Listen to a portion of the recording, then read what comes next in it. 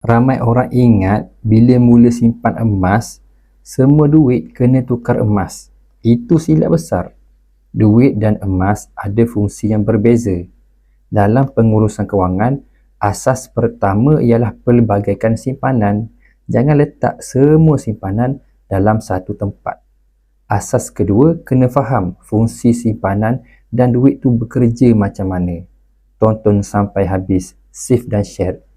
Duit dalam bank cukup untuk sekitar 1 ke 2 bulan belanja sebab mudah nak gunakan nanti.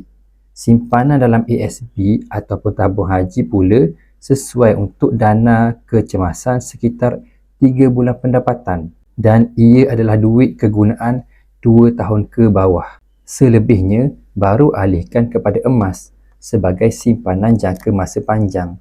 Emas bertindak sebagai pelindung nilai dan kalis inflasi. Lagi lama simpan, potensi nilainya makin tinggi. Berbeza dengan duit kertas. Makin lama simpan, makin susut kuasa beli. Sebab itu, ilmu simpanan emas sangat penting. Bukan sekadar nak untung, tapi nak lindungi hasil kerja keras kita daripada bocor dan susut tanpa sedar.